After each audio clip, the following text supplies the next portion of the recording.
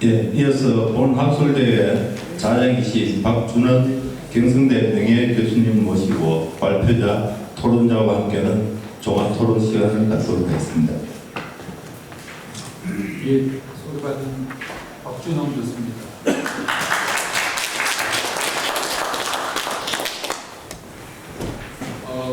오늘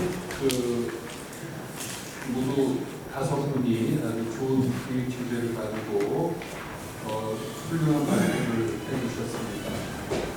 감사를 드리고 토론을 진행하는 데 있어서 첫 번째로 먼저 지정 토론을 지정되신 분이 지금 5분이 계십니다. 그래서 그분 먼저 진행을 하고 그 다음에 이 방청하신 전 국민을 비롯한 방청석에 계신 분들에게 아마 이 조상관계나 여러 가지로 선조들의 관계를 밝히기 때문에 질의하실 때 꽤 있으시라고 생각이 돼서 질의 시간을 따로 드리겠습니다. 그러면 먼저 지정 토론부터 시작하겠습니다. 제1주제 구제 정계성이 노래한 거창의 누나 강민구 정대 교수님의 발표에 대해서 거창문화연구소에 계신 김영석 선생님이 지정 토론을 해주시겠습니다. 선생님 부탁드립니다. 구제 정재성이 노래하는 거창의 문화에 대한 토론을 맡은 김영석입니다. 교수님의 논문을 잘 읽었습니다. 논문을 읽으면서 고한말과 일제강점기라는 객변의 시기에 어부 아름국지사라는 68장으로 구성된 시를 통해 거창이라는 구체적인 지역의 공간을 배경으로 창작된 서사적 지리지이자 서정적 문화라는 것을 잘 알았습니다.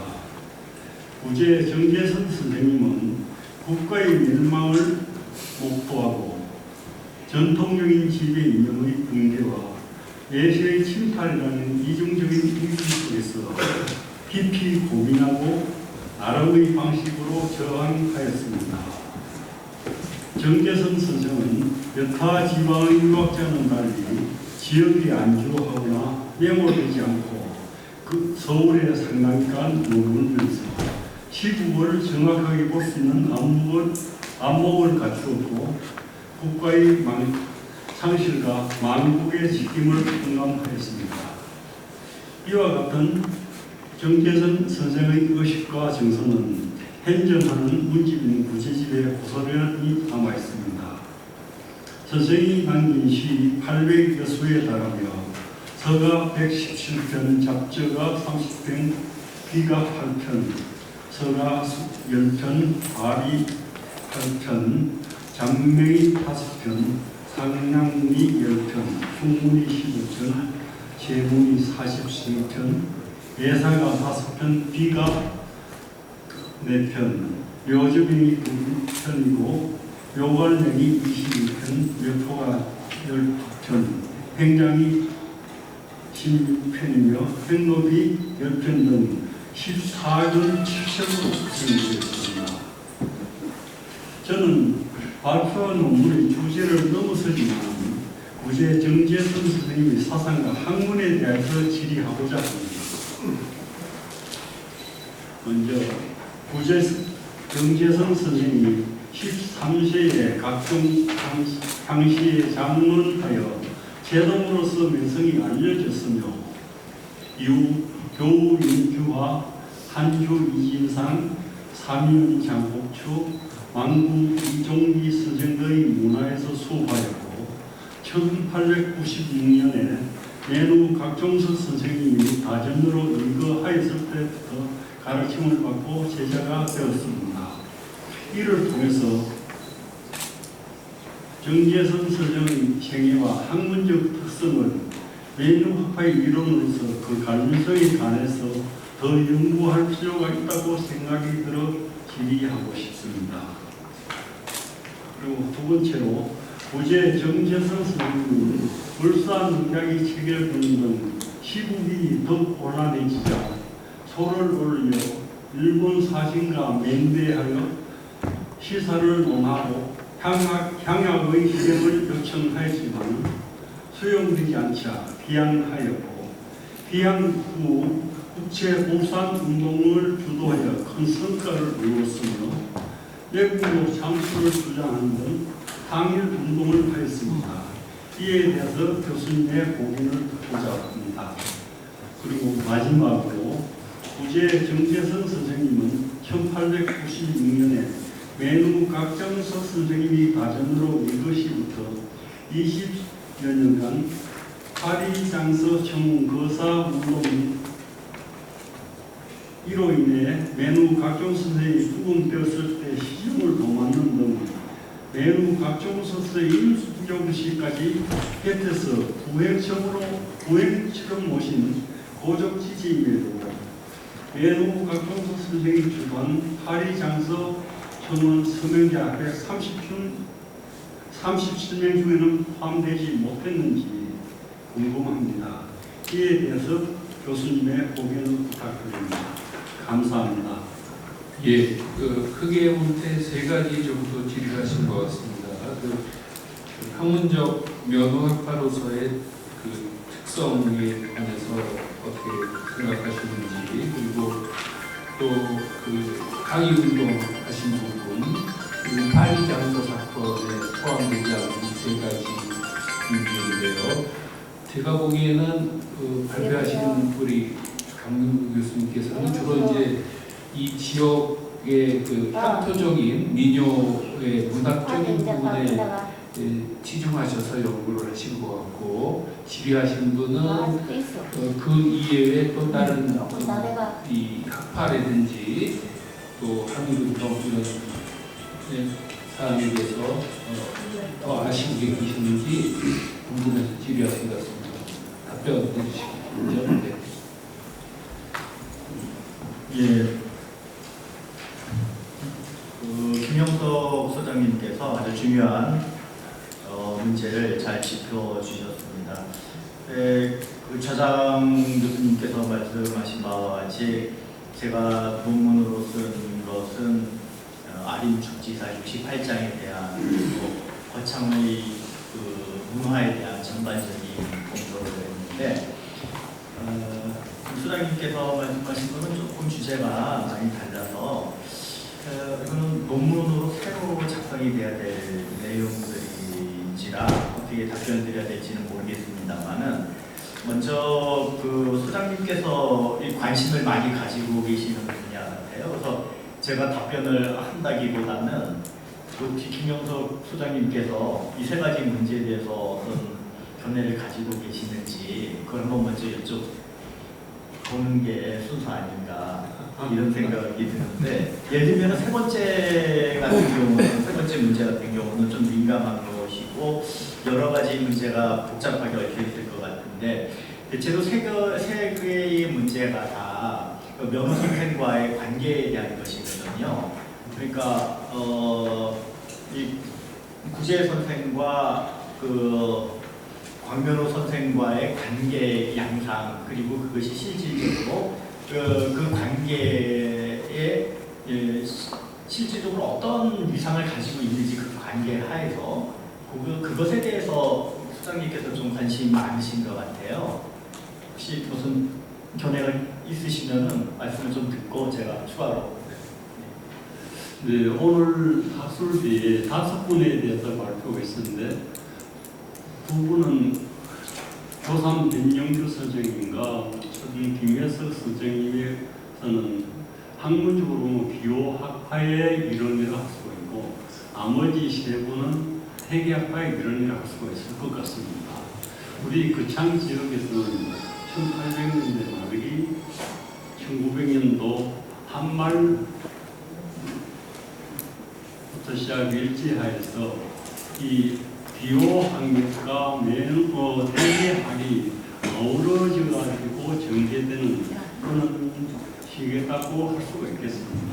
그런데 오늘 5번의 발표 중에서도 우리 학력적으로는 크게 분류가 되지만 지역적으로 같은 지역에서 생활하시다 보니까 서로 교류하면서 학문적인 연계도 나누고 서로 중첩되는 부분도 상당히 많았습니다. 그러한 과정 속에서 거의 비슷한 시기에 효산 선생님을 제외하고 나는 그러면 네 분은 요 같은 우리 거창구에서도 가족 지역에서 거주했던 분들입니다. 그분들도 서로 편지도 나누고 서로가 주고받으면서도 이제 지역적으로 봐서는 큰 학문적인 성과를 이루었던 시기라고 생각이 들었고, 그 과정에 연호 이주환 선생님이 순국하시고 나서 거창 지역에 학파를 떠나 가지고 많은 유학자들이 만사를 남기면서 어떤 지역의 공동체적인 습격을 가지면서 항일운동을 생겼던 그런 시기에 있어가지고 학문적인 성격하고 그 대처하는 방법이 조금씩 차이가 있었다고 저는 생각이 들어요. 그래서 이제 특히 구제정계선 선생님 같은 경우는 다른 분들은 대개학에서 이제 거창적으로 막 이야기 드리는 것 때문에 소를 올린다든지 그냥 쉽게 이야기고 손 씌우는 그러한 환경을 하시는데 구제 선생님 같은 경우는 실제 국채보상운동이라든지 국민회의라든지 이런 것을 실천하면서 몸소 해가지고 분이 아닌가. 그리고 매너학파에서 매너학교 이런 중에서도 이제 파리 장소에 선행은 하지 못했던 이유도 그런 쪽에서 있었던 건지 아니면 다른 의도가 있었던지 어디에 이런 복합적인 속에서 질문을 드리게 되었습니다. 예, 김 소장님께서 이 문제에 대해서 좀 관심을 많이 가지시고 저보다 더 자세히 아시는 것 같아서 말씀을 드렸습니다. 간략하게 이 세 가지 문제에 대해서 말씀을 드리겠습니다. 현재 문헌 자료를 본다면은 행장도 있고 묘지명도 있고 그래서 그 생일을 구체적으로 알 수는 없으나 대략적으로는 파악이 가능하고 1941년까지 생존을 하셨기 때문에 여기 그 지역의 고로들께서는 혹시 보시기도 하신 것 같고 전 은하 원장님께서는 이야기도 들었다고 하시더라고요. 거창의 천재다 이렇게 말씀하시더라고요. 그렇게 전에 들었다. 이래서 비교적 가깝게 가까운 시대에 살았던 분으로 그 행적이 파악하기가 그렇게 어렵지는 않은 것 같습니다. 그러나 제 경우에 이제 연구를 하면서 문헌 자료를 토대로 보았을 때 지금 소장님께서 여기 열거하셨던 윤주화, 이진상, 장복주, 이종기 이 선생님들에게 다 집지를 하였다. 그러니까 스승으로 섬겼다라고 했는데 지금 우리가 생각하는 그런 정도의 스승은 아니었던 것 같고 어떤 문제를 듣는다든지 또는 방문을 해서 가르침을 청한다든지 이런 정도였던 것 같습니다. 실제로 예를 들자면은 이종기 선생 같은 경우는 열흘 정도 그렇게 유숙하면서 학업을 했다 이런 정도의 기록이고 나머지는 지나가면서 가르침을 청했다 이런 정도였었던 거죠. 근데 여기서 이제 지금 논의의 대상이 되는 것은 이제 광면우인데 광면우 선생과 이제 직접적인 연관이 되는 것은 이 진군 서울에 부름을 받고 면우 선생이 올라가실 때 그때 이제 수행을 해서 따라간 것에서부터 이제 본격적인 관계가 시작이 됐던 것 같습니다. 그래서 누군가는 이제 그 낯선 서울로 가는데 누군가 이제 따라가서 주선도 하고 이렇게 대행을 해야 될 텐데 그때 아마 용감하게 자청을 해서 가셨던 것 같고 그만큼 서울의 생활에 대해서 자신이 있었던 것 같고요. 그래서 어떤 편의도 상당히 제공을 했던 것이 아닌가 이런 생각이 듭니다. 여기에서부터 광면우 선생과 결을 같이 하면서도 좀 다른 또 행보를 나름대로 가지고 있었던 것이 아닌가 이런 생각이 듭니다. 그래서 이제 간략하게 말씀을 드린다면 광면우 선생이 어떤 항일 운동을 했던 것과 걔를 같이 하면서도 이 구제 선생님이 가졌던 그 행적이라고 하는 것은 상당히 다른 분들하고 달리 활발했던 것 같아요. 성격 자체가 문화상으로 봤을 때 활발하고 또 활동적인 것이 아니었는가 이런 생각이 듭니다. 아마 그 지점에서는 광면호 선생하고 또 걔를 달리했던 것이 아닌가. 그래서 결론적으로 말씀을 드리면 고제라고 할 수는 있으나 똑같이 광면호 선생과 같은 길을 그대로 가려고 하지는 않았던 것이 아닌가 이런 생각이 듭니다. 그래서 8.2 이 장서 이 서명과 관련된 것은 여기서 이름을 올리는 이 문제에 대해서는 자료를 봤는데 구체적으로 여기에 대해서 뭔가 자료가 남아있지 않아서 명확하게 말씀을 드리지는 못하겠습니다. 추후에 연구를 통해서 어떤 문제가 있는지 좀 더 살펴보기로 하겠습니다. 그리고 또 하나, 그 제 논문에서 시간이 부족해서 다 발표를 못하고 한 3분의 1 정도만 발표를 했는데 혹시 여기 제가 왔다고 해서 여쭤보고 싶은 게 여기 절부리 쪽에서 혹시 오신 분들 있으신가요? 절부리 최씨 분들이나 아니면 그 효자 공대가 있는 효자 형씨 혹시 여기 오신 그 문제에 오신 분이 있을까요? 안 오셨나요? 네. 그래서 사전에 제가 논문 발표를 하기 전에 주최 측에 이런 좀 이야기를 해서 좀 안내를 드려서 그 절불이나 아니면은 그 형씨 문중이나 이쪽에서 오셨으면은 제가 그분들도 좀 뵙고 인사도 드리고 할 기회가 있었으면 좋겠다 이런 생각이 들었는데 오셨을까 싶어서 한번 여쭤봤습니다. 예, 두 분 수고하셨습니다. 아마 지금 이 두 분의 토론을 들어보셔서 잘 아시겠지만 이제 문학을 이제 주로 우리 금구 선생님은 문학 쪽을 주목하셨고 김 선생님은 이제 그 정치적인 활동, 그 학파 활동 이런 거를 좀 같이 언급해 줬으면 좋겠느냐 이제 이런 말씀이신 것 같은데 그거는 이제 그 아마 강민구 교수님 후속 조치로서 얼마든지 추가해서 할 수 있으니까 그렇게 해결하시면 되겠습니다. 자, 그러면 두 번째 주제 효산 변영규의 생애와 시세계 연구 김영주 성균관대학교에 계신 김영주 교수님의 발표에 대해서 경북대 권정희 선생님의 진영 토론이 있겠습니다. 부탁드립니다.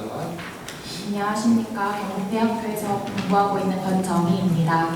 오늘 학회를 통해 교수님들의 발표를 듣고 많은 공부가 되었습니다. 그럼 김영주 선생님의 토론문을 읽겠습니다.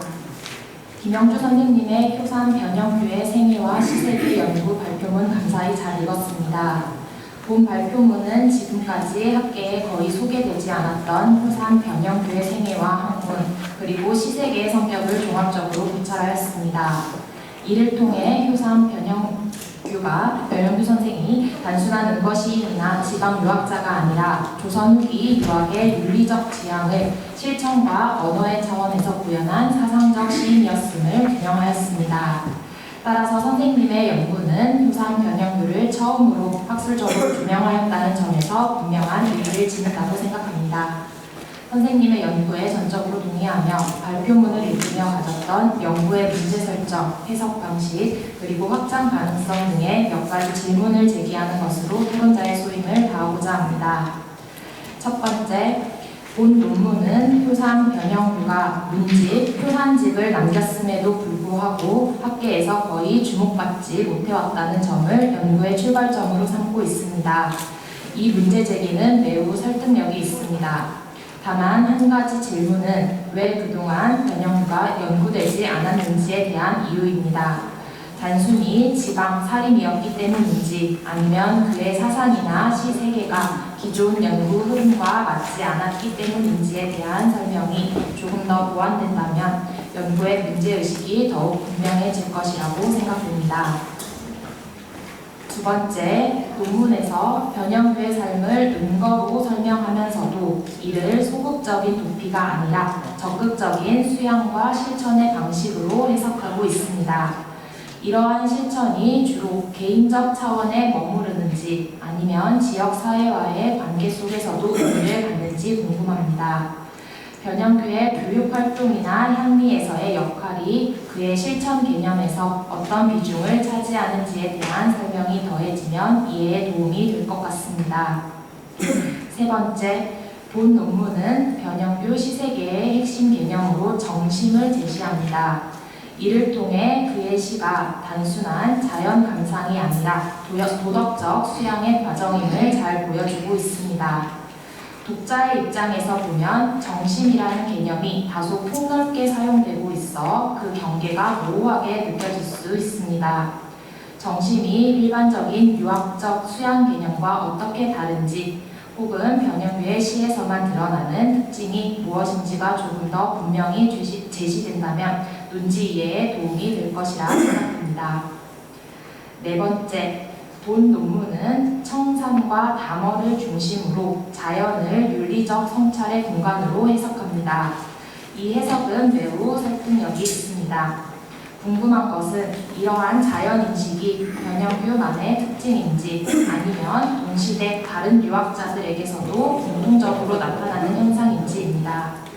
또한 도장과 이백을 비교 대상으로 삼은 이유와 그 기준이 조금 더 설명된다면 비교 논의의 설득력이 더욱 높아질 것이라 생각합니다.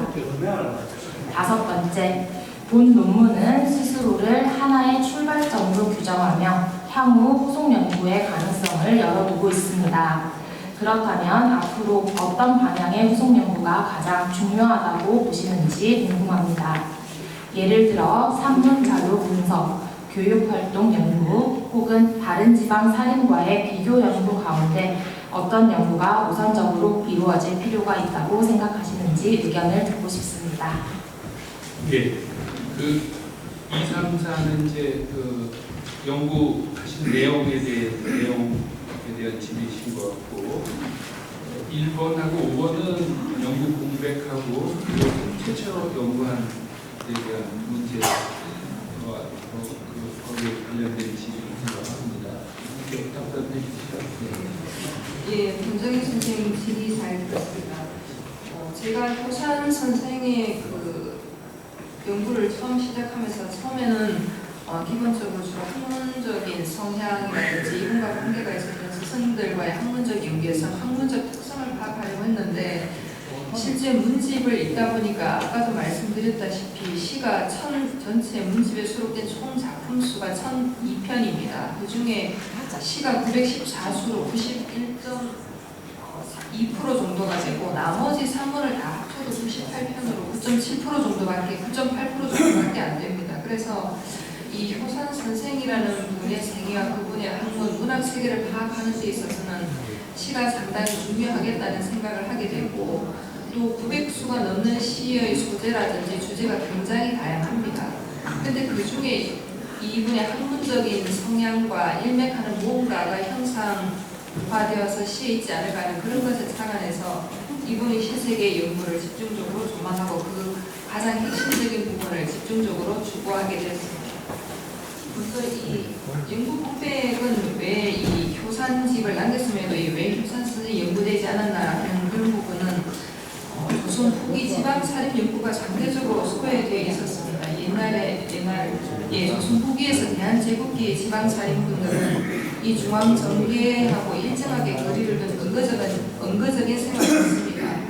오늘 발표하신 저를 비롯한 네 분의 선생님들 연구에서도 지적되었듯이 이 기존 학계는 중앙 학맥 중심 사상이라든지 또 중앙 정계하고 긴밀하게 연기되어 있었기 때문에 이 효산 선생 같은 지방 살인분들이 가지는 학문적인 순수성이라든지 그다음에 정치적인 어떤 주체성의 그 강한 반향, 강한 주장은 수용될 수가 없어서 결국은 이분이 기존 연구에서 소외되어 연구권의 어떤 관심밖에 위치할 수밖에 없었다는 그런 태생적인 특성이 하나가 있을 수 있겠고요. 그 다음에 우리 기존 학계에서는 주로 이제 호락 논쟁이라든지 노론 학맥, 예학 논쟁 이런 거시적인 이론 구조에 집중되어 가지고 이 변연규 선생의 학문이 가지는 이론 논쟁이 아닌 일반 수양이라든지 일상적인 수양이라든지 그 다음에 자기 자신을 반성해서 스스로를 수양해 나간다는 방금자수라든지 하는 이런 실천적인 도학에 대해서는 그동안 학계에 관심이 거의 없었다고 저는 이해를 하고 있습니다. 그렇기 때문에 이런 기존 사상자들에서는 이 효산 선생의 학문이 또 자연스럽게 포착되기 어려운 그런 위치에 있었습니다. 근데 이제 문집이 있음에도 불구하고 이제 이 효산 선생이 제외된 것은 문헌 처리가 좀 미비했지 않나. 간행된 시기도 그렇고 그 다음에 이 전체적인 해제라든지 주석 작업이 이루어지지 않아서 쉽게 말하면 문집이 번역되지 않아서 기존에 이런 많은 학문적으로 혹은 문학적으로 주목받을 수 있는 특성이 있음에도 불구하고 소외되었었다라고 말씀드릴 수 있겠고 그 다음에 이제 내용적인 측면에서 이 효산 선생의 응고와 실천의 관계가 개인적인 선을 어떤 특징이 있느냐 하셨는데 개인적인 측면에서는 아까 말씀드렸듯이 매일 새벽 사당대하라고 그 다음에 사세 중용대학 동서명 같은 것을 암송하고 그 다음에 이제 스스로를 아직 깨닫지 못한 미각의 존재로 규정하면서 점진적인 각성을 추구하는 그런 측면에서 이제 이분은 개인적인 수양이 있었고 그 다음에 지역사회 실천적인 측면이라면 제 논문에도 썼지만은 향이 유생들의 요청으로 이제 분장을 맡으셔가지고 학교를 정비하고 이제 이 금산 지역의 사풍 선비들의 학문 풍토를 진작했다는 거. 그 다음에 마을 후학들과 경전 의리를 방문하고 학문 공동체를 형성했다는 그런 특징. 그 다음에 당시로서는 당연하겠지만 상가를 위문하거나 빈곤한 이웃들을 구휼하는 이런 실천적인 덕행을 실천하시면서 사회적으로 본인의 삶의 지향을 실천했다고 말씀드릴 수 있겠습니다. 그 다음에 이 효산 선생의 그 정신 개념은 권 선생이 말했듯이 다소 좀 폭넓고 모호할 수도 있습니다. 그래서 크게 이 일반적 유학에서 말하는 정신은 대학에 수신 다음 단계로 마음을 바르게 해서 사설은 욕망제가 그런 윤리적 과정, 도덕적인 행위가 전제되는 내면의 정돈 과정이라 본다면 이 효산 선생님 실세계에서 정신은 점진적인 과정성이 더 강조가 됩니다. 자기의 그 완전하지 못한 그 정신의 상태에서 완전한 정신의 상태로 끊임없이 나아가려는 어떤 과정성과 점진성을 가진다는 것하고 그 다음에 이제 자연 이미지 청산 같은 이런 외부 훼손 이전의 양심이 보존인 청산이라든지 혹은 다물 같은 이런 그 작품에 나타나 있듯이 정심은 자연 이미지와 함께 마음의 어떤 구조적인 결합 형태를 보여주는 것이라고도 할 수 있겠고 또 한 가지는 그 제가 말씀드린 그 김순호라는 분이 그때 큰 사기를 당하셨던가 봐요. 시 제목에 김순호라는 분이 사기를 당해서 크게 탄식하면서 쓴 시가 이제 바로 사람을 속이지 않는 그런 분이 곧 좋은 사람이라는 식구를 이제 시작으로 시를 쓰셨는데 여기서 정심은 이론적인 도가 아니고 일상 윤리에서 남을 속이지 않는 그런 것이다라는 이런 실천 중심성을 가진다는 측면에서 또 조금 다른 것 같습니다. 바른 마음이라는 게 또 그렇게도 이해가 될 수 있겠고 그 다음에 제가 제일 이 효산 선생의 시 세계의 그 궁극적인 지향이 무화유라고 할 때 말씀드린 무화유에서 내가 다시 무엇을 더 구할 것이겠는가 무화유에 또 누가 있겠는가라는 이런 그 식구에서 이 정심은 자기의 어떤 확장이 아니고 굉장히 자기 욕망이나 이런 것들이 해체돼서 그래서 좀 실천적이고 그 다음에 시적 문학적으로 형성되고 그 다음에 아까 말씀드렸듯이 유효에서 욕효로 나아가는 어떤 과정성 점진성이 있다는 측면에서 대학 윤리에서 말하는 대학이라든지 유학에서 말하는 그런 도덕적인 정심하고는 좀 다르다라고 말씀드리겠습니다. 그 다음에 자연시 해석가의 비교 문제에서 이 자연을 윤리적 성찰의 공간으로 이룬 것은 효산 변연규 선생만의 특징인가 하면 그건 아니고 여러분도 아시다시피 고산 윤선도 선생의 어부사시가라든지 멸당 김실석 같은 이런 분들도 자연을 달이라든지 이런 것들을 마음 수양의 어떤 대상, 마음을 비추는 대상으로 상징한 이런 도학적 상징 체계로 활용한 예가 많습니다. 근데 이제 제가 방금도 말씀드렸듯이 다른 무엇보다도 이 효산 선생의 자연 해석은 점진성과 그 다음에 실천적이라는 측면을 문학적으로 형성했다는 것이 다른 어느 선생님들의 문학 작품에서 나타나는 그런 특징보다도 많이 다르다. 그래서 자연으로만 보지 않는 것이 굉장히 특징적으로 나타난다는 것을 말씀드릴 수 있겠습니다. 그리고 앞으로는 이제 어떻게 연구할 것이냐 했는데 상문이 98편인데 제가 봤을 때는 굉장히 학문적으로 기대를 했지만 학문적으로 뭔가 상당한 논의가 있을 것이다라고 했는데 이 스승인 그 박성량 선생, 문창 박성량 선생 때부터 실천성을 강조하시다 보니까 실제로 제가 기대한 만큼 뭐 성명론이라든지 이기론이라든지 호락 논쟁에 대한 언급이 거의 없습니다.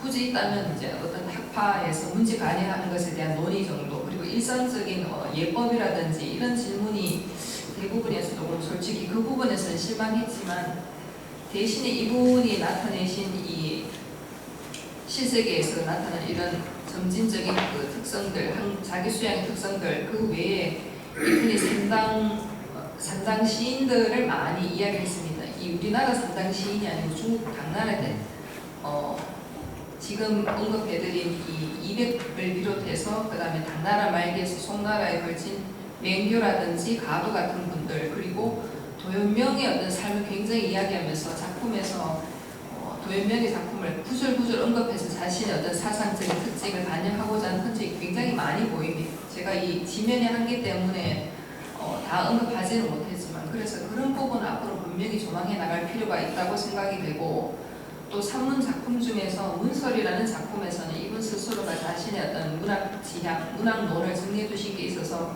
그 부분을 기준으로 이분의 작품 세계를 이론적인 잣대를 토대로 구체적으로 한번 점검해보는 그런 실제적인 작업이 앞으로도 지속적으로 필요할 것이라고 생각합니다. 이상입니다. 자, 그리고 세 번째 주제로 넘어가겠습니다. 이 누런 취향열의 학용과 학문적 특징, 강원대 안세영 교수님 발표에 대해서 원광대에 계신 이구성 교수님이 지정 질의를 해주시겠습니다. 토론유제 다 나와 있다고 말씀을 하셔가지고 간략하게 줄여가지고 질문드리겠습니다. 나오는 건 하지 말고 다른 것만 첫 번째는 누런의 은거의 목적과 의의는 무엇인지 그 부분에 대한 교수님의 의견 부탁드리고요. 두 번째는 수폭에 대해서 이렇게 설명을 해주셨는데 내용에 보충 설명이 필요할 것 같다라는 그런 생각이 듭니다. 그 다음에 세 번째로는 당파에 관한 인식이 누런한 당파에 관한 인식이 어땠는지 누런 인사이라고 교류하는 거 보면은 그렇게 얽매이지는 않았던 분 같은데 그 부분에 대한 게 궁금하고요. 그 다음에 학문적 특징을 실학과 실행이라고 했는데 이때의 실학을 무엇으로 보고 계신지 그거에 대해서 답을 좀 해주시면 감사하겠습니다. 바로 짧게 했나요?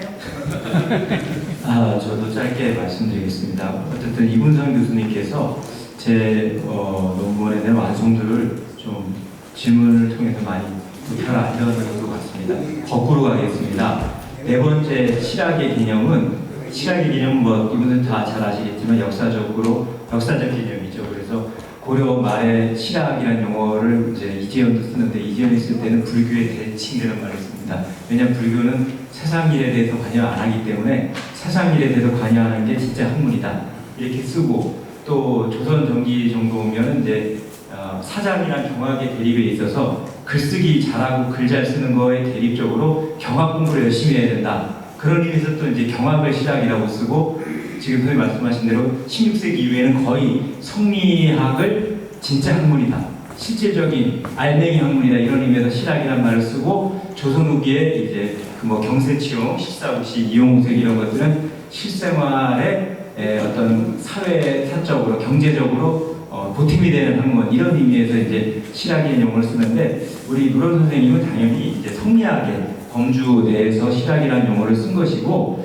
좀 더 첨언하자면 아까 발표 때도 말씀드렸듯이 성리학적인 의미에서 실학을 쓴 건데 그게 이제 성리학에 있는 이론적 탐구나 뭐 어떤 그런 거라기보다는 실질적으로 생활에 필요한 성리학 이런 의미에서 이제 실학을 좀 쓴 것 같아요. 그래서 그거를 본인이 실학이란 말은 쓰지 않았는데 후대 이제 서문을 쓰신 분이 그렇게 규정을 내린 걸로 이렇게 보여줍니다. 물론 실행이라는 의미를 갖고 있는 말은 이건 선생님이 직접 쓰셨습니다. 선생님의 지적이 적절하고요. 받아들이겠습니다.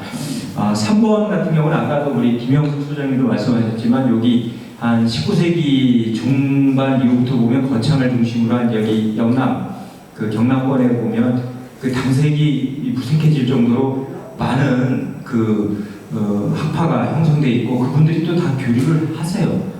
그리고 제가 저기 뭐 짧은 지식으로 공부로 보면 19세기 이후에는 이 당색의 문제가 아니라 유학의 위기이기 때문에 이게 위정척사냐 아니면 괴하냐 식으로 나눠져서 위정척사가 남이님도 위정척사가 있고 노론도 위정척사가 있거든요 실제로. 근데 그 그룹들끼리는 또 공유하는 지점이 또 있어요. 그래서 퇴계학파에서도 위정척사가 나오고 우암 쪽에서도 위정척사가 나오기 때문에 그리고 실제 노론 선생도 단판이 거의 한 게 없습니다. 실제로 문진 내에서.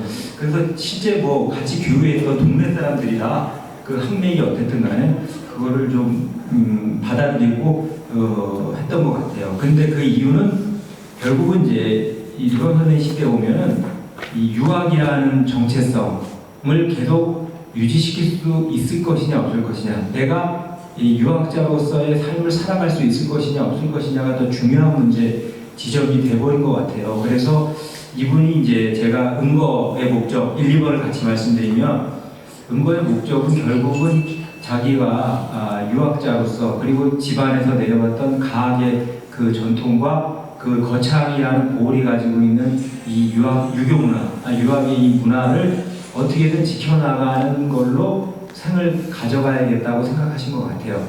그래서 뭐 벼슬 한다거나 혹은 그 관공서에 취직한다거나 이런 거 다 안 하고 결국은 그냥 그렇게 이제 뭐 좀 나쁘게 얘기하면 사회적으로는 이제 별 직책 없이 존재감 없이 살아갔지만 유학자로서는 확고하게 정체성을 유지하려고 노력한 것이고, 그게 이제 수포계 같은 경우도 오도산 수포대에서 그 강학했던 전통을 계승해서 이 후학들이 자기 동료, 동지들과 만든 계모임이었고, 그렇기 때문에 그런 측면에서 이제 저는 이제 봤다 이렇게 볼 수 있을 것 같습니다. 그래서 뭐 유학이 그 시대 정신에 그 당시에 올바른 거냐 아니냐는 그거는 이제 논란의 소지가 있습니다. 왜냐하면 좀 고루하거나 혹은 과거지향적이라고 비판할 수도 있는데, 중요한 지점은 어떤 그 자신이 믿는 신념에 대해서 지켜나가서 그거를 학문적으로나 생활적으로 실천하는 인간의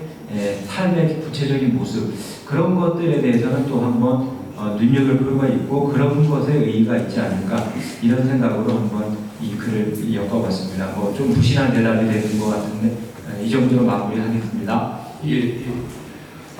그러면 제4주제로 넘어가겠습니다. 우천 김혜성의 시대인식과 교류 양상, 경북대 박정민 교수의 발표에 대해서 교육과정 평가원에 계신 윤지훈 선생님께서 지정 토론해 주시겠습니다. 부탁드립니다. 이제 망석이 받은 한국교육과정 평가에 근무하는 윤지훈입니다. 저 역시 그 발표 질문이 있기 때문에 짧게 말씀드리겠습니다. 저는 근데 크게 두 가지인데요. 하나는 일단은 제가 읽어봤을 때 시대인식과 교류 양상이라는 제목이었는데, 특히 그 시대인식이 그 2장이고 교류 양상에 해당되는 게 아마 3장이고 이렇게 설정하신 것 같은데, 실제 내용과 조금 좀 제목이 이제 부합되지 않는 것 같아서 그 내용을 좀 제목에 맞게 수정하시던지 아니면은 제목에 맞게 두 정합성을 좀 더 기해 주셨으면 한다는 그 얘기고요. 그 두 번째는 그 3장에서 주로 그런데 약간 이게 이분에 대한 의미 부여를 좀 하시려다 보니 약간 천착한 부분이 있지 않나 생각이 돼서 좀 지적을 해봤습니다. 그러니까 좀 약간 신성하게 느껴지는 부분이 있을 수 있는데 그게 너무 좀 확대 의미 부여가 되는 부분이 있는 것 같고요. 그리고 특히 그 조선 후기 노방작주에도 뭐 얘기가 있지만 대부분의 문인들이 묘도문자를 굉장히 많이 썼거든요. 문집에서 태반이 묘도문자인 분들이 굉장히 많은데 그런 상황을 고려했을 때 과연 이분의 이게 그 기록이야, 기억이나 이런 것들 갖다가 그렇게 크게 의미를 부여할 수 있는지 이런 것들에 관해서 질의를 드렸습니다. 나머지 세 번째 거는 워낙 바쁘게 하시는 것 같아서 나중에 쉬우시면 될 것 같습니다. 이상입니다. 예, 답변 부탁드립니다. 네, 선생님 꼼꼼하게 읽어주시고 좋은 질문을 해주셔서 감사합니다. 첫 번째, 세 번째는 질문 내용이 워낙 타당해서 제가 수용하도록 하겠고요. 이 제목과 내용이 약간 격차가 있는 것은 이제 처음 의뢰받은 문제가 운천 김해석의 학연과 발현 양상이었는데 이제 학연을 살펴보는 것이 이분의 문학의 본령을 살펴보는 데는 좀 핵심적이지 않다. 그래서 삶을 봐야 되겠다. 그래서 조금 서술 내용이 좀 조정이 되었고, 그 다음에 문학에서 죽음을 애도하는 문학이 또 4분의 1 정도 많이 다수를 차지하고 있어서 또 약간 내용을 수정하다 보니까 처음 설정해둔 제목과 격차가 발생한 것 같습니다. 명시상부하게 수정하도록 하겠습니다. 그리고 두 번째 중요한 질문을 주셨는데 요는 논리적 비약이 아니냐, 근거가 있는 얘기냐라는 질문이신 것 같습니다. 그러니까 김혜석의 죽음을 애도하는 문학이 저항을 위해서 작성했다고 하는 것이 너무 천착한 것이 아니냐라고 보셨는데 제가 이렇게 기술한 것은 크게 세 가지 정도 근거를 말씀드릴 수 있을 것 같습니다. 첫 번째는 개연성의 그 측면에서 일단 문집의 작품이 4분의 1 정도로 죽음을 지향하고 또 삶의 어떤 가치를 확인하는 그런 물류가 4분의 1이나 된다고 하는 것은 그냥 일반적인 묘도문자를 기술하는 것이 그 시대에 만연했기 때문에 라고 보기에는 너무나 분량이 많다.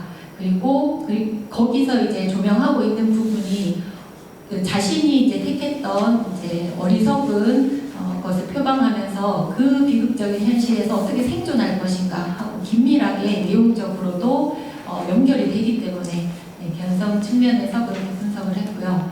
그 다음에 두 번째 제가 이 전직 문학 그리고 조선 임진왜란기 의병 문학 그 다음에 한말 의병 문학을 주 전공으로 20여 년 정도 공부를 하였는데 제가 살펴봤을 때 어떤 전쟁이라든지 일대 변혁기 그리고 또 외학이 있을 때 일관적으로 나타나는 현상이라고 저는 그것이 제가 이제 공부한 결과값으로 나온 통찰이라고 생각합니다. 그래서 이거는 저의 의견이고 더 타당한 의견이 있고 대안이 있으면 언제든지 합리적으로 조정하고 판단할 용의가 있습니다. 그리고 구체적인 근거를 세 번째로 이제 말씀을 드리면 일단 위정척사라는 사상 이것이 실제로 이분의 그 사상이 맞느냐라고 했는데 위정 그다음 척사라는 그런 제목으로 글을 짓기도 했고 특히 연우 박종석에 대한 만시 이런 데서는 위정 이런 용어들을 쓰고 계시고요. 그리고 죽음을 이제 가지고 저항을 한다라고 했을 때 많은 실제로 그 작품들에서 그 저항이라는 의식을 추출할 수 있는 내용들이 다분했습니다. 그래서 제가 기술을 하면서 그것을 좀 설득력 있게 기술을 못한 것 같아서 선생님 지적대로 이것을 좀 보완해서 수정하도록 하겠습니다. 감사합니다.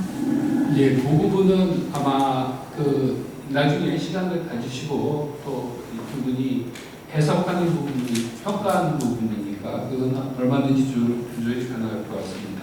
자, 다음 주제로 넘어가겠습니다. 제5주제 국보 이교육의 학문적 교감과 특징 국학진흥원에 계신 이정수 선생님의 발표에 대해서 계명대에 계신 김성준 교수님의 질의가 있으시겠습니다. 부탁합니다.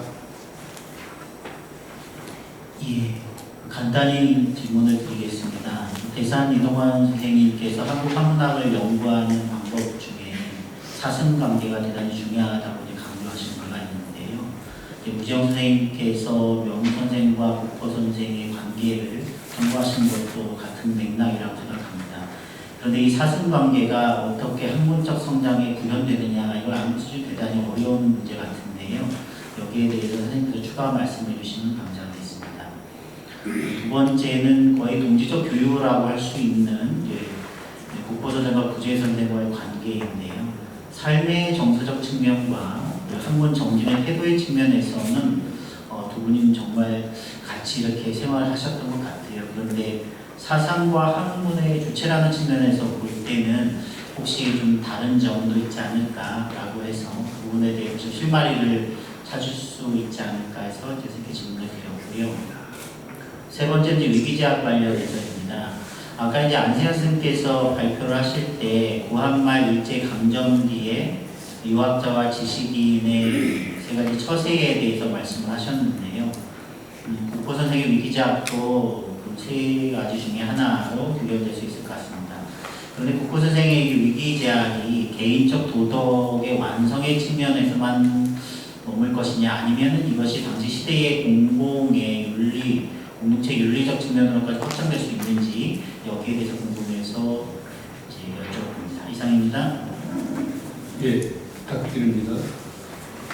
네, 답변 드리겠습니다. 김성중 선생님께서 제가 논문을 준비하면서 깊이 있게 논의를 진전시키지 못했던 그 부분을 딱딱 확실하게 지적을 해주신 것 같습니다. 제가 보완하는 과정에서 선생님께서 말씀해 주셨던 키워드를 잘 생각을 해서 좀 더 보완을 하도록 하겠습니다. 간단하게 제가 답변 드릴 수 있는 한에서 간단하게 답변을 드리겠습니다. 서로 연우와 국보가 편지를 주고받았는데 그 연우의 답변을 통해서 국보가 어떤 학문적인 성장을 이루었는지에 대한 말씀을 해주셨습니다. 거기 그 부분 같은 경우에는 연우의 답변 이후의 국보의 편지가 있었다면은 좀 더 거기에 대해서 이야기해 볼 수 있는 근거가 있을 것 같은데 아쉽게도 그 이후의 편지가 실려져 있지 않습니다. 그래서 이제 거기에 대해서 실증적으로 얘기를 할 수 있는 부분은 현재로서는 이제 말씀을 드리기가 조금 어렵습니다. 그런데 이제 문집의 발문을 통해서 봤었을 때 전체 원고의 절반 정도만 간행을 했다, 여러 가지 현실적인 이유 때문에 절반만 간행을 했다, 그렇게 이야기가 되어 있는데 다른 자료를 혹시 좀 더 찾을 수 있을지 좀 더 자료적으로 보완을 해야 되는 측면인 것 같습니다. 그 다음에 구제와의 어떤 친밀성을 넘어서는 학문과 사상의 주체로서의 두 사람의 관계를 논의를 주셨습니다. 그 부분 같은 경우에도 앞서 말씀드렸던 같은 이유로 실질적으로 제가 딱 답변을 드리기는 좀 어렵고요. 제가 구제지에서 일단 편지글을 봤었을 때는 구제의 편지글에는 국보에 대한 편지가 없었습니다. 그런데 시라든지 다른 작품을 통해서 좀 더 실질적으로 보완할 수 있는 부분을 좀 고민해 보도록 하겠습니다. 그리고 이제 마지막에서 위기지약에 대해서 질문을 해주셨습니다. 일단은 이제 개인의 도덕적인 완성의 부분은 이제 확실할 것 같고, 그다음에 이제 그 부분을 이제 시대적인 공동체적 윤리의 측면으로까지 확장시킬 수 있을지라는 부분인데, 그 부분 같은 경우에도 지금으로서는 그렇다 이렇게 제가 어떤 실질적인 자료가 없이 이제 확실하게 말씀드리기는 조금 조심스러운 부분입니다. 그런데 이 부분 같은 경우에도 관련시라든지 그런 부분에 좀 더 정밀한 분석을 통해서 어떻게 좀 더 의미를 부여할 수 있는 방향으로 연구를 진전시킬 수 있을지 그 부분은 좀 더 고민해 보도록 하겠습니다. 이상입니다. 예, 고맙습니다. 그렇게 진행을 하시면 되겠습니다. 자, 그러면 바로 방청석에 계신 객석에 계신 여러분들에게 질의를 받겠습니다. 질문하실 분은 손을 드시고 그 소속을 말씀하고. 예, 그 장소에서는 이종철이라고 합니다. 예. 누구에게 질의하시는지 전체적으로 간단히 소개를 합니다. 전체적으로요? 네. 그 장은 논의에서 이 학술대회를 한 게 한 10여 차례 넘고 네. 그 강민구 회장님이 주관해서 일을 해서 좀 크게 말씀해 주시죠. 매년 큰 성과를 얻었는데 예. 그 중에 잘한 점이 많습니다만 원할 점이 좀 시간을 계획된 시간에 맞춰서 토론 시간은 정해지는데 저 발표 시간은 정해지는데 토론 시간이 정해지지 않아가지고 끝이 없습니다. 그래서 그걸 좀 원래 토론은 좀 그렇습니다. 그렇게 좀 했으면 좋겠고 매년 감명 깊게 드는 걸 한번 말씀드리면 예.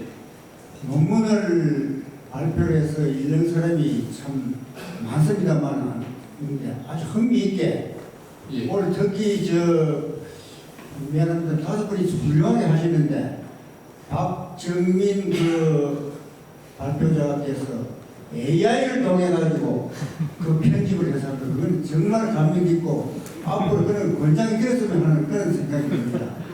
소개를 말씀드리겠습니다. 강민구 교수님께 질의를 좀 드립니다. 본인이 어떤? 네, 저는 그 부산에 살고 있는 정흥식입니다. 예. 이 부재 정재등 교수님은 저한테 청적으로 됐는데 제가 부재 문집을 한 20번 정도 읽어봤습니다. 그걸 저쪽에 분석할 때 국역 판찬할 때부터 제가 감독을 했어가지고 쭉 보다 보니까 강민호 선생하고 구제 할아버지하고 그 관계가 나오는데 강민호 선생이 1896년도에 그 가정으로 연주를 하는데 그 전에 1894년 그 구제의 아버지 되는 태주라는 분이 돌아가실 때 문상을 봅니다. 하고 가정으로.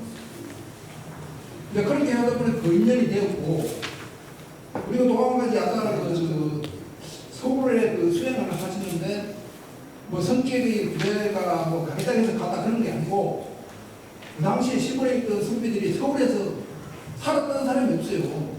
단지 구제는 그 당시 그 거창 행감으로 왔던 분이 구제 글이 좋다고 이제 서울에 가가지고 그들 자리 끝나고 서울에 가서 이제 대감들한테 얘기를 하니까 그 대감들이 구제를 한번 보자. 그래서 초빙을 받아가지고 서울에 가서 한 10여 년 동안 남의 집 사랑방을 뜯으면서 그렇게 생활을 한 그 경험이 있다 보니까 주변에서 그 민호 선생이 소로를 할 때 조카되는 개만하는 분하고 구세하고 같이 올라갔어요. 이거는 뭐 다른 기록에도 그런 기록이 있습니다. 그리고 아까 그 137년 중에 그 파리장터 청원에 그 빠진 거는 구제 사남인 그 성자 호자 그 아까 보니까 우지영 선생님 그 발표하는데도 그 이름이 나오던데 이기현 선생님 그 행적을 같이 찾아갑니다. 국법문집 발간할 때 제가 중학교 다닐 때 강민호 선생님 그 다천 수당을 우리 할아버지가 저를 데리고 왔었어요. 요새 5학년 때. 그래서 제가 그때 할아버지한테 여쭤봤습니다. 왜 우리 할아버지는 파리장터 거기 137명에 포함 안 됐습니까? 물으니까 강민호 선생이 그러니까 사건이 일어나고 나서 그 뒷수습을 해야 되니까 한 사람 맡아나면 네가 더 뒷감당 해라. 그래서 빠졌다. 이렇게 저는 전해드렸습니다. 네. 물론 그 기록은 제가 그 기록을 찾기위해서 했는데 그 기록은 없습니다. 우전으로만 전해지고 그게 하나의 그 어떤 그럴 수도 있겠다고 하는 그런까지는 되는데 정확한 사료로서는 그 발견 못했습니다. 지금 선생님 말씀이 그게 기록이 될 수가 있습니다. 네. 집안에서 내려오는. 그거는 집안에서 내려오는 것도 있고 그 당시 제가 이거 관련돼가지고 완숙 선생님이라고 예전에 계셨는데 그분이 혈토 사업을 하시는데 그분도 그런 식으로 분석을 하시더라고요. 그건 좀 이상입니다.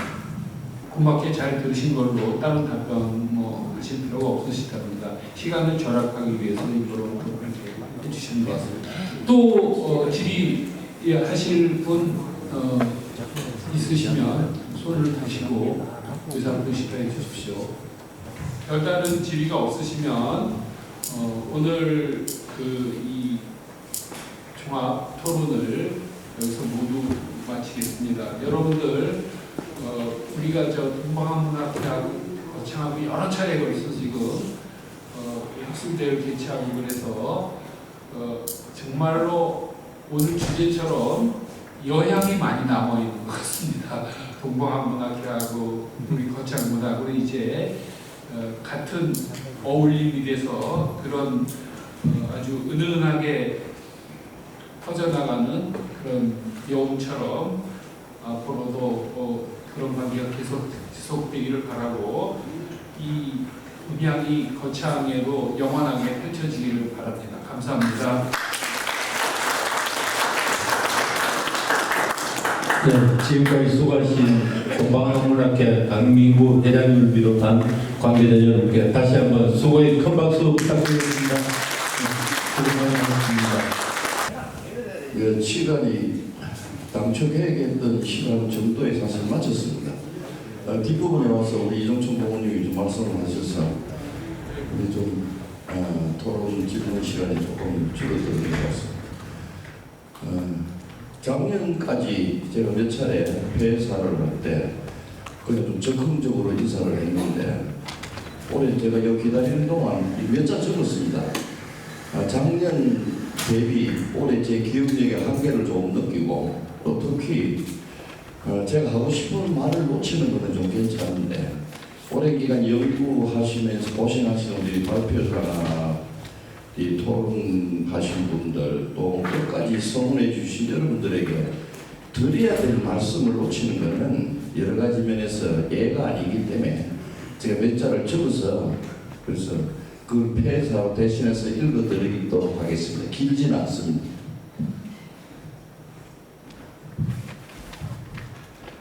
네, 여러분 오랜 시간 함께 하시느라 고생하셨습니다.